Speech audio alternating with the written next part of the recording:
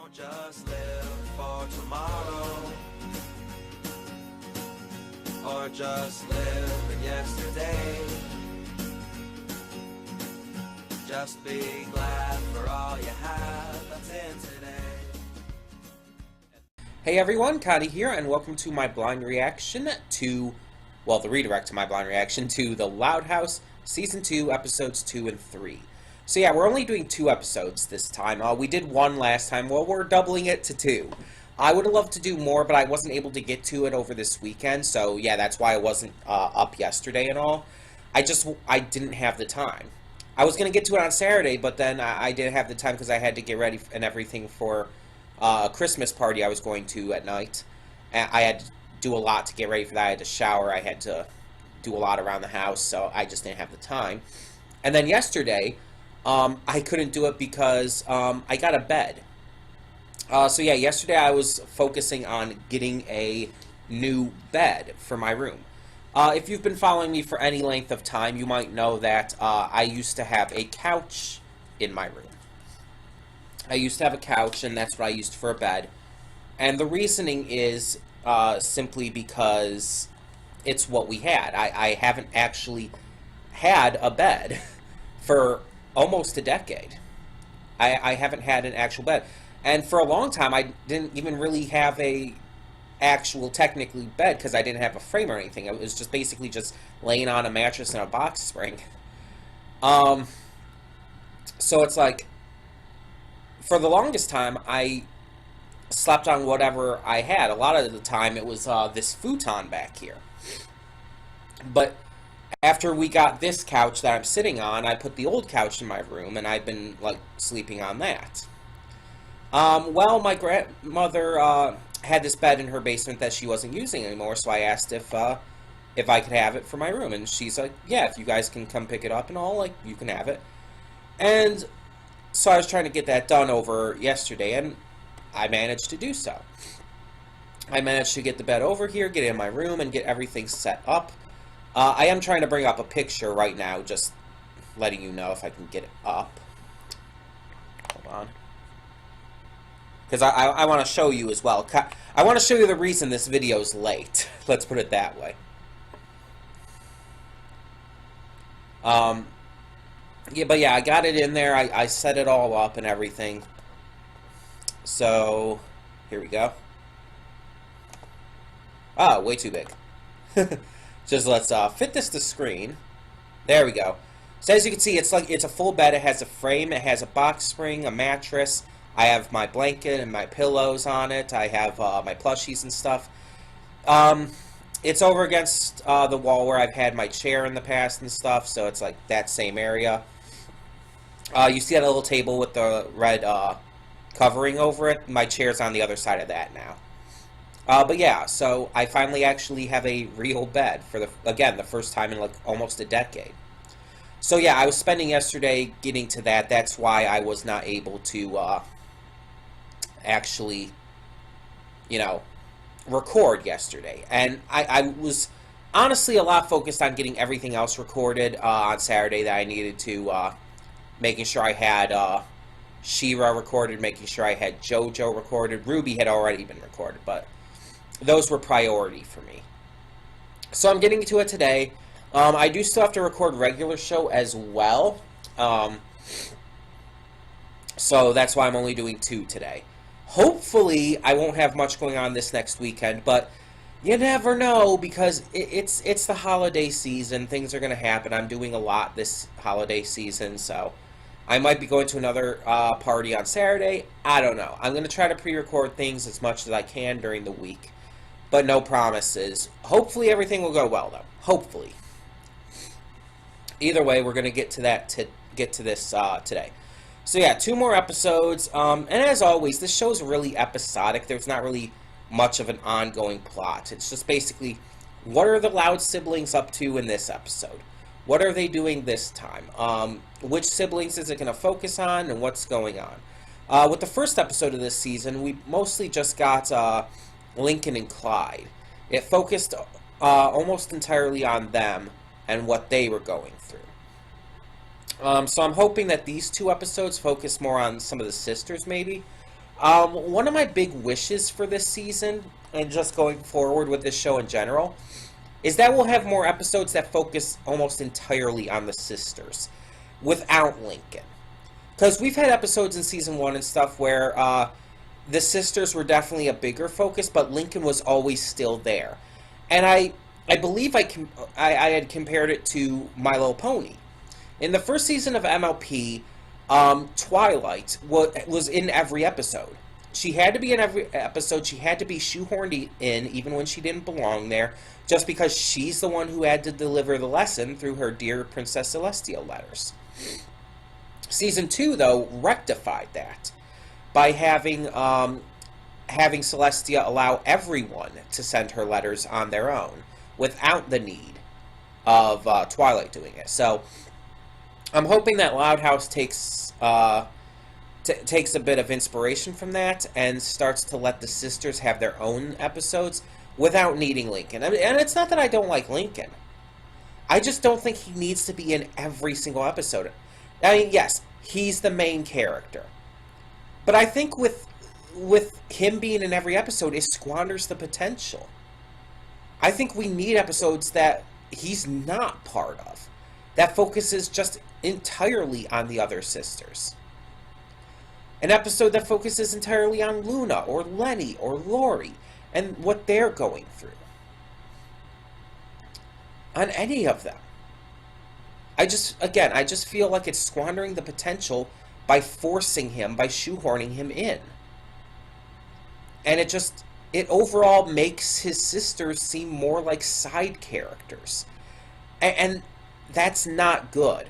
I can tell you right now, if this season doesn't start to change that, I'm honestly going to get really annoyed and I might end up dropping the series. And I really don't want to because, as you know, when I advertised for starting Season 2, I used that song that I guess just recently happened in the series, I guess Season 3 or whatever. And I'm really looking forward to stuff like that. Again, I don't know the context behind that song, but hearing that song and everything it's amazing. It's a fantastic song. I want to hear stuff like that. I want to see the characters be able to grow and develop and really, really come out of their shells. But they're not going to be able to do that if everything is centering around Lincoln. If everything is framed through his eyes and his experiences. It's going to stunt so much of the ability to grow and change that this show desperately needs. Because it can't just live on its charm forever. That was my biggest problem with Wander Over Yonder. It tried to rely on basically Wander's over-enthusiastic charm and Lord Hader's over-exaggerated idiocy. And that's pretty much the entire show. Wander is overly optimistic about everything. Lord Hader's an idiot. And the horse chick, I do not remember her name. She's the straight man character. That is the entire show. That's all you need to know to watch Wander Over Yonder. And yes, I know Lord Dominator does come in, and I've seen some clips and stuff of her, and she's fantastic. And honestly, really attractive. But as I've said with so many shows and on so many occasions, I don't think you should have to wade through crap to get to good stuff.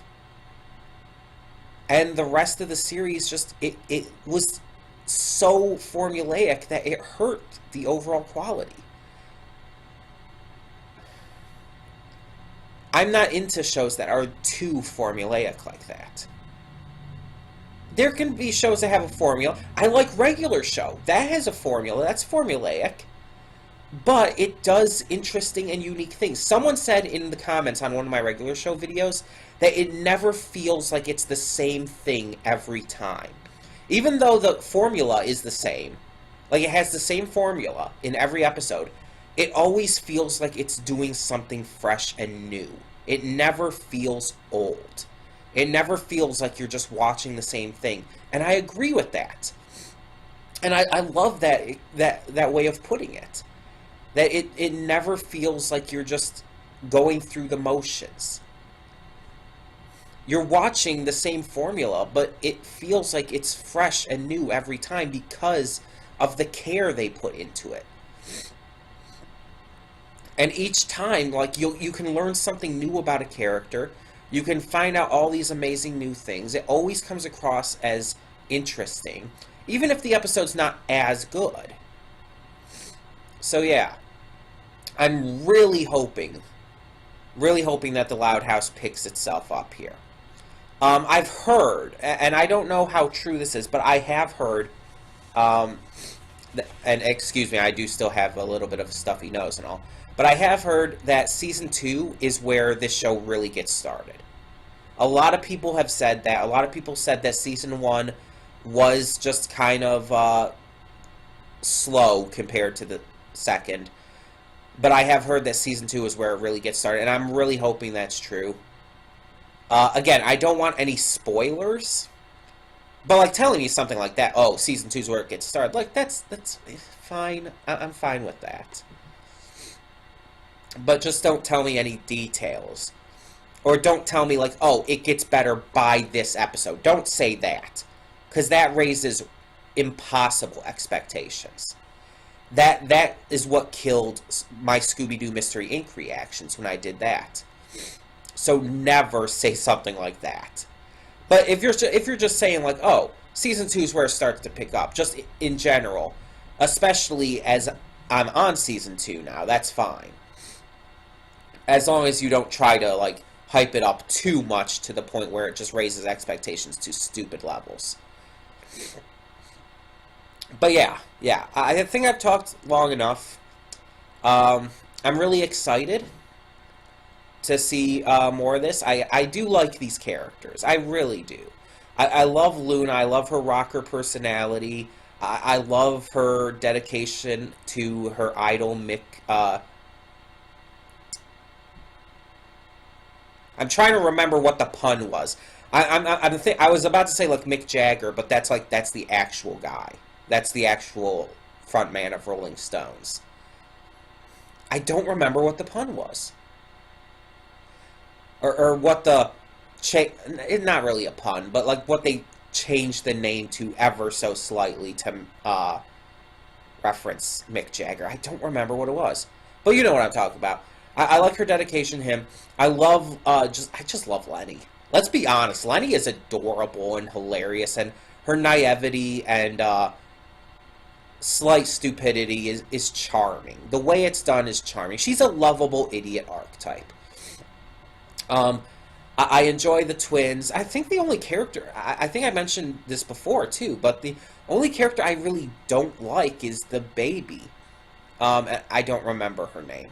And that's only because they try to make her a little too intelligent at points. And it's a little annoying when... I don't like it when animals or baby characters are made to look too intelligent. Unless it's like a Disney-like scenario, where it's like, oh yeah, this, like, Iago from Aladdin. Yeah, he's a talking parrot, he's intelligent, he's voiced by Gilbert Gottfried, it's supposed to be ridiculous. But it's done in a way that it works in the world that it, like, fits in. Because there's other ridiculous shit happening. There's the genie, there's the Cave of Wonders, all of that kind of stuff. With the third movie, there's the Midas hand. So it's like, yeah, there's ridiculous shit happening in this world. It's not too far-fetched. But in a series like this, it just feels weird. It just feels really weird. And there is one clip I saw very briefly. I don't know anything about the context behind it, but it shows the baby dancing to a song on a boombox or whatever.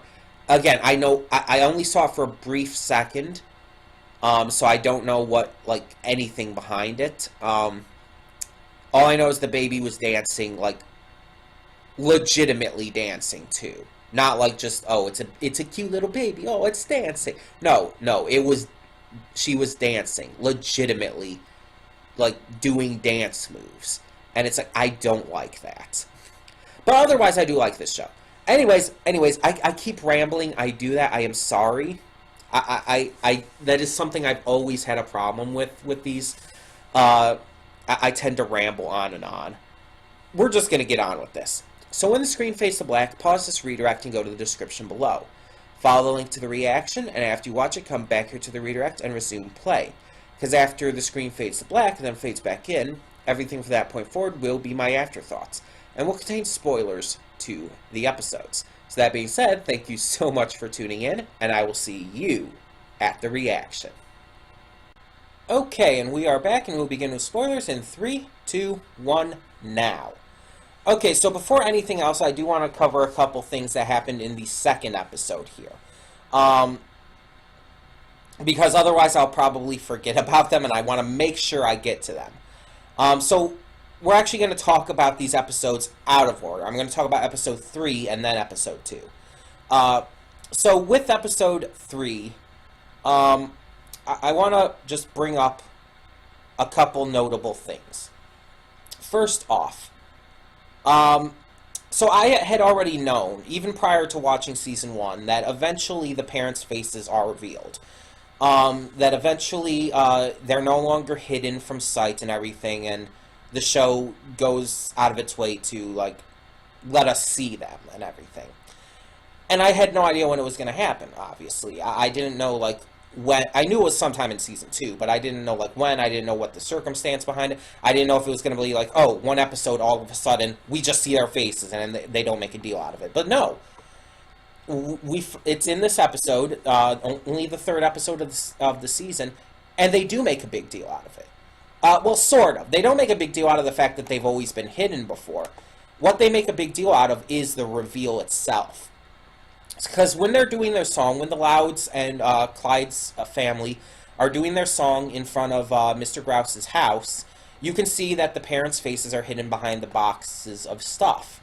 And as the song ends and all, and he sees what's going on, they lower the boxes to reveal their faces. And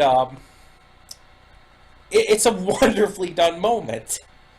Because up to now, the entire first season and the first couple episodes of this season, we had not seen their faces. And they weren't, like, really a big thing for the first couple episodes of this season. But we hadn't seen their faces at all, and it's something that I, again, was wondering how they were going to handle. How do you handle something like that? How do you handle going from, like, characters who you never see their expressions of, never see the entirety of their heads and faces, to doing that, and making it feel natural, while also making it a legitimate reveal at the same time? Because that's hard to do. Either you're going to make it feel unnatural to where it just feels like, oh, it's this big reveal, and it just doesn't come, it kind of comes out of, not really comes out of nowhere, but feels like it's more of a, it feels more like it's a reveal than a natural thing that would happen in the world of the show. Or you make it feel natural, but it kind of goes into what I was thinking might have happened, to where it's just like one episode, all of a sudden you just see their faces. And so I was wondering, how can you do both, maybe? And this episode did it, because the way they revealed their faces by lowering the boxes and everything to talk to Mr. Grouse and all, it felt extremely natural. It's like, yeah, they would do that, of course. But at the same time, it was framed in a way that once again felt like it was this big deal. Because as viewers, we never saw it. And so they framed it in a way, they specifically set it up in a way to where it was, like, focused on them, like, it was zoomed into them. It showed them right in the middle of the screen, showed them start to talk, and then lower the boxes, big reveal to the faces. It's so well done. Like, I won't lie, it was extremely well done. And then the second big thing, one other big thing I want to talk about is Clyde finally got his kiss from Lori. And the thing is, I said it reminded me of something, and it reminds me of My Little Pony. In My Little Pony, there's the relationship between Spike and Rarity. Rarity sees them as friends, but she understands that Spike does have a crush on her. And it's almost kind of the same here, except Lori, I don't really think she considers Clyde a friend, but she's his brother's best friend, and she's okay with him, I guess. But she also knows that he has a crush on her. So when he's standing there under the mistletoe on Christmas, on this big day where she's learned, and everybody in the family has learned, that it's about giving and what you can do for others, she doesn't even hesitate. She gives him a kiss on the cheek because she knows it'll make his Christmas. And it's not like her saying, like, oh, I'm into you. No. But it's showing that she cares enough to give him something, to be nice enough to give him that much. And that's beautiful. That's wonderful. And MLP did the same thing. There's this episode, I want to say it's season 2, but I'm not 100% sure. But there's I can't even think of the name of it right now. I'm blanking on it, and I don't usually blank on MLP episodes. But it's the episode where Spike grows, like where he grows like extremely big because of greed and everything. At the end and everything, he's apologizing to Rarity and all, and she gives him a kiss on the cheek. And there have been a couple episodes where she's done this and all, like when he gave her a gift and everything, the gemstone, she gave him a kiss on the cheek at that point too. And it's just like, yeah, it's just, there's a couple of occasions where she does this. And I think she did it in the Christmas special this year. The actual, like, released special episode for Christmas. I think that they did that this year, because I think after Spike's song at the end, I think she gave him a kiss on the cheek then, too. But it's the same kind of thing. Rarity, she's not saying that she loves him or anything, or that she's accepting his love. She's just, and I think he knows that, too. She's giving him something.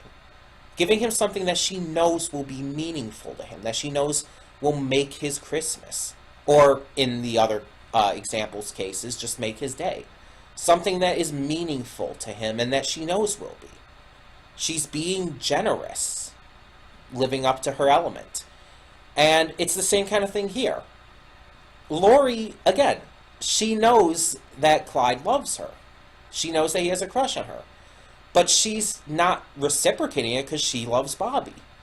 But she's willing to give him a kiss on the cheek under the mistletoe because, again, she knows it'll make his Christmas, and she knows that that's what's important here. To do something for someone else, especially with the festive cheer they were in at that point. And the other thing I want to talk about specifically with this episode is the episode itself. The entire concept of there being a Scrooge-like figure who is only mean and grumpy towards our main characters because of something that happened in his past, or something that's keeping him from loved ones or whatever else, something like that. It's an extremely overdone premise. And it's really hard to get it right. Because of how overdone it is. It's a really common thing. And most shows just make it feel extremely generic and uninteresting. Well, Loud House did it fucking right. I'm getting emotional thinking about it because this episode made me emotional. Because it didn't go too overboard with it. Like, when I saw that he had a sled in that picture, my first thought was, oh, he had a sled when he was a kid. The sled either got taken by a neighbor, paralleling what he's doing now to Lincoln, and in general what he had been doing, taking things that went over the fence, or the sled broke or something like that, and it ruined his Christmas spirit forever when he didn't get a new one from Santa, or something like that. Something involving the sled that ruined his Christmas spirit and just turned him into a crotchety old man eventually. And then it's revealed that it's all about that he just has not been able to visit his family in years. He just hasn't had the money. And I think what makes this work is its realism. Because there are people who are not able to visit family during the holidays, especially in today's day and age because of lack of funds. They can't afford the gas to get out to their family. Sometimes they live in different states. In some cases, different countries. And for one reason or another, they're not able to visit family. And it makes the holiday season just that much less delightful for them. And in some cases, it makes them completely soured to the entire season. For Mr. Grouse, this not being able to see his family for years, and everything has just completely turned him into a crotchety old man, a crotchety, grumpy, angry old man. And it's gotten to the point where he started to basically steal stuff that the Loud family has knocked over the fence. And during the Christmas season, he's constantly complaining and yelling at them because of all of their lights and decorations and singing and everything. Because it's reminding him that he can't be there with those he loves on the holiday. That is how you do it. You establish a legitimate emotional connection that people in the real world, viewers watching, can understand. You make it realistic, you make it believable, but you don't go too over the top with it. And I think that's the biggest part of it. They didn't take it too over the top. They didn't make it like super unrealistic or unrealistic's the wrong word. Super over exaggerated about it. Like, they could have easily had this gigantic, this big overblown sob story scene. They could have had this big thing where Lincoln found Mr. Grouse, like, sobbing uncontrollably to himself. And I felt that would have hurt it a little bit, because it would have made it a little more generic and a little more, again, just basic. But instead, what they decided to do was make it a little more subtle, make him hide it. But, again, not make him be, like, overly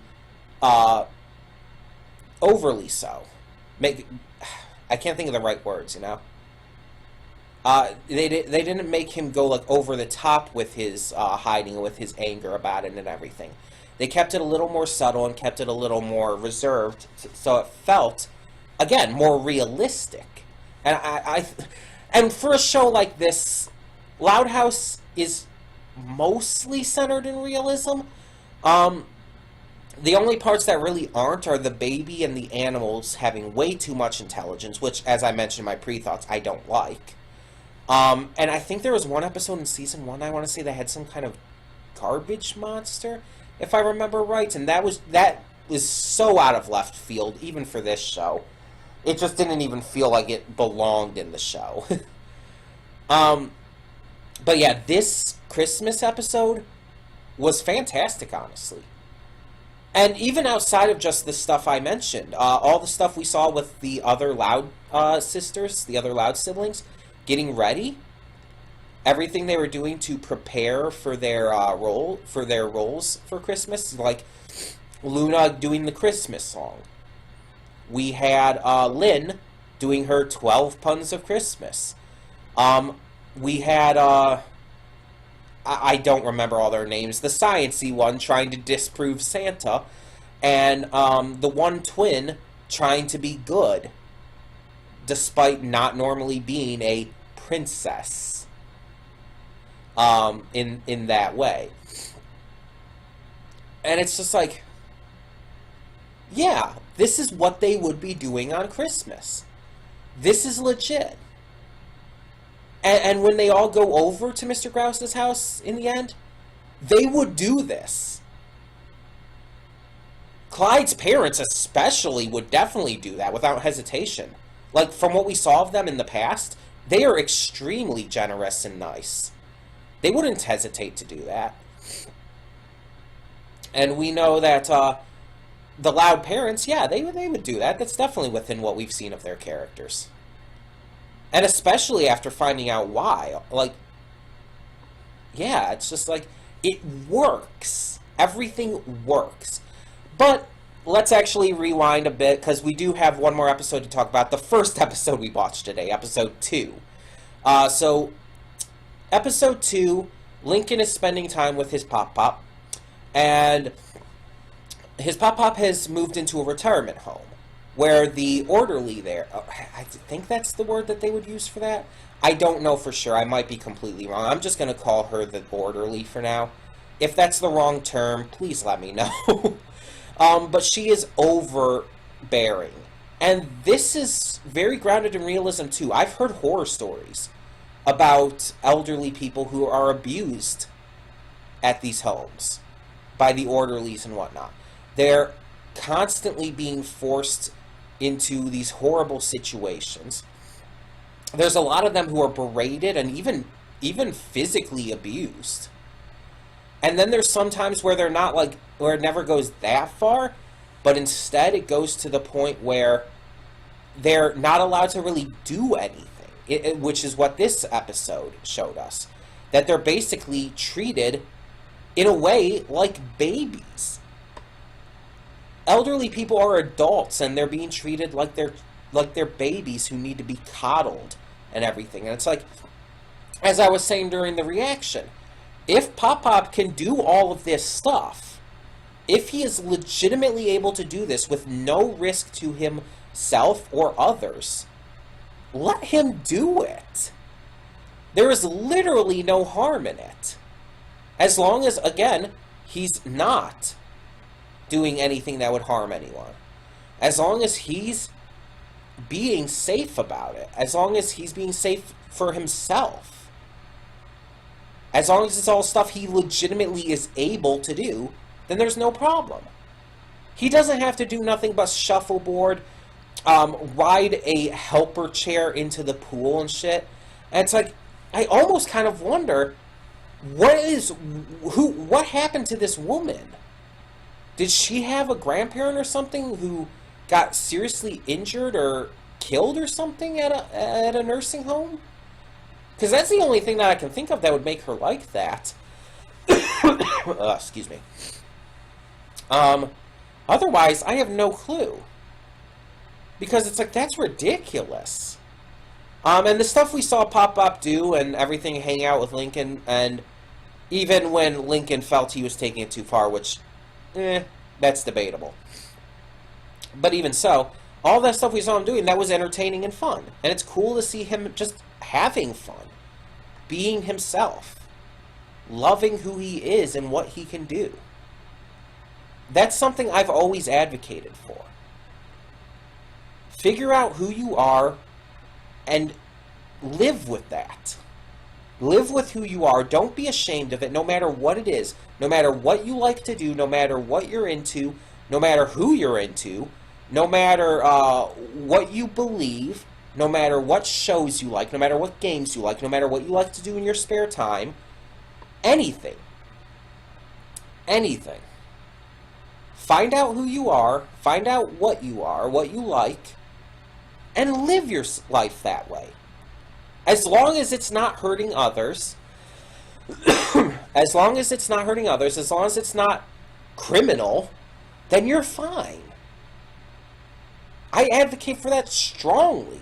I mean, I kind of feel like I have to as part of the LGBT community. As someone who doesn't have a job and spends all of her time sitting around recording and watching videos for the most part. Like, I would be a hypocrite to not advocate for that kind of shit. And that goes for characters in shows too. It's like, yeah, if Pop-Pop wants to live his life this way, as long as he's not hurting himself or others, as long as he's not doing anything illegal, as long as he's physically, emotionally, and mentally able to do all this stuff, let him do it. Just let him do it. Let him live his life. Let him enjoy his life. Especially considering he is an elder. He's got to be able to have the best time he can while he can. And I hate to say it that way. I do. I'm not trying to sound like, oh, he's just going to die anyway, so he should live his life to the fullest. I'm not trying to make that sound like rude or fatalist or anything or whatever. But I'm just saying, when you're at that stage in your life, you should be enjoying yourself, enjoying your life as best as you can. Live your life to the fullest. Do the best you can with what you have. And don't let anyone tell you otherwise. And heck, if you like that kind of stuff, if you like shuffleboard, if you like knitting, if you like just sitting around reading and whatnot, that's fine. There's nothing against that. But don't feel like you have to just because of your age. Don't feel like you have to live up to other people's expectations of you. So yeah, I think that was pretty good.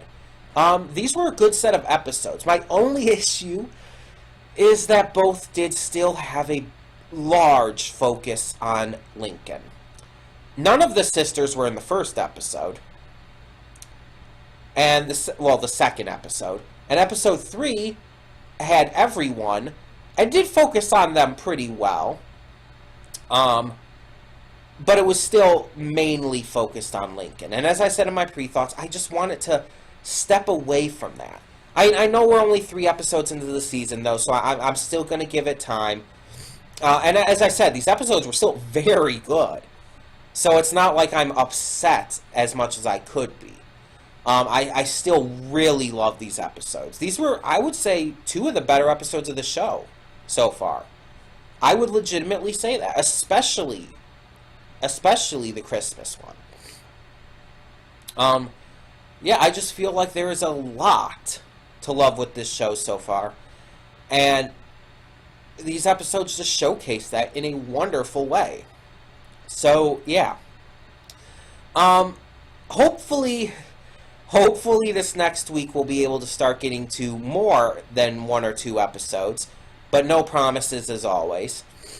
Either way, tell me in the comments below what you thought of these 2 episodes of The Loud House Season 2. What did you think of Lincoln and his time spent with his pop-pop?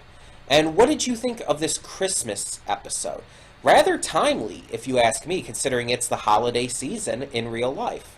What did you think of the episode, though? Did you find it to be a really well-done example of what's normally a generic plot type? Or did you find it maybe generic?